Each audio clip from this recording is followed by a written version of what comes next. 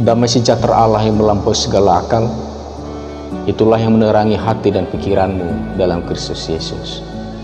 Amin. Firman Tuhan bagi kita pada pagi hari ini, kita baca dari kitab Markus pasal 7 ayat 27 dan 28. Lalu Yesus berkata kepadanya, "Biarlah anak-anak kenyang dahulu, sebab tidak patut mengambil roti yang disediakan bagi anak-anak dan meleparkannya kepada anjing."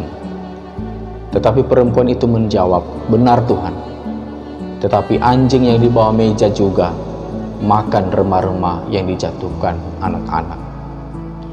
Saudara-saudara yang terkasih, apakah Anda mudah tersinggung?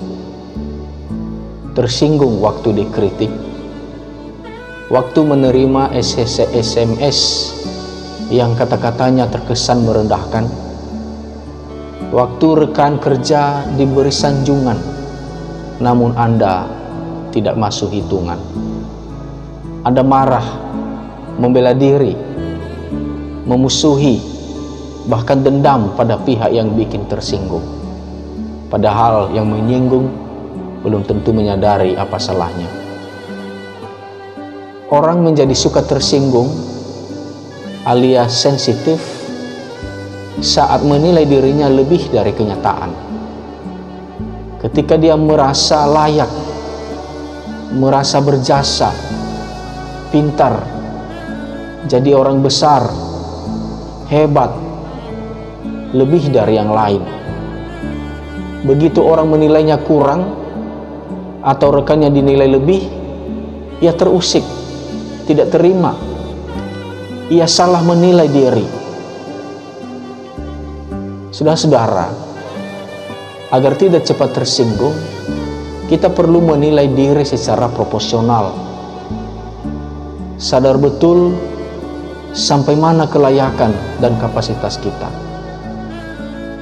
Seorang perempuan Siro Fenisia tidak tersinggung waktu Yesus mengucapkan kalimat bernada merendahkan.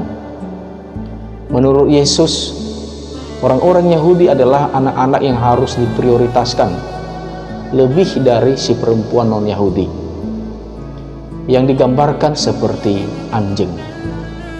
Luar biasanya, ia tidak tersinggung, malah menjawab, "Benar Tuhan." Bukannya tak punya harga diri, tetapi ia rendah hati. Ia mengakui bahwa ucapan Yesus memang benar. Dalam kacamata orang Yahudi yang tertutup, seorang perempuan non-Yahudi tidak layak diprioritaskan.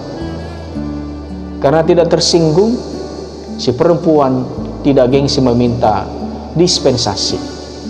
Akhirnya Yesus pun memberi kesadaran diri, membuat orang tidak cepat tersinggung.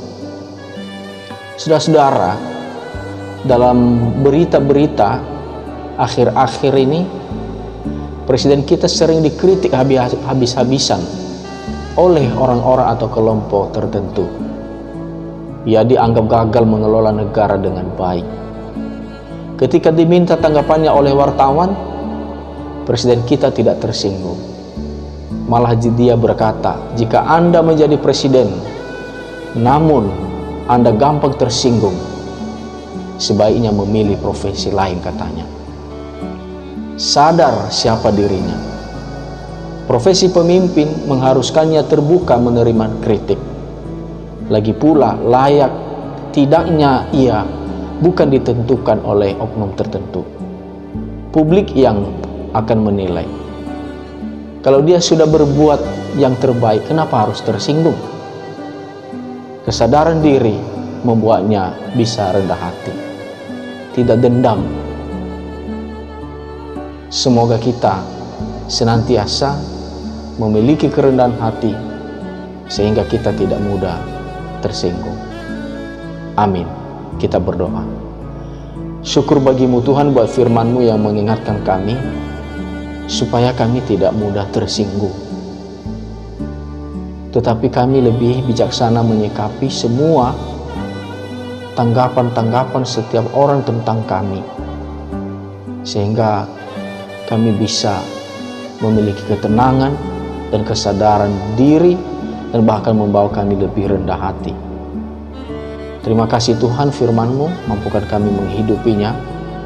Dan pada pagi hari ini kami kembali menyerahkan hidup kami ke dalam tangan Tuhan. Karena Tuhan menyertai kami hari ini, membimbing kami dan memberkati kami. Di dalam nama Yesus kami berdoa.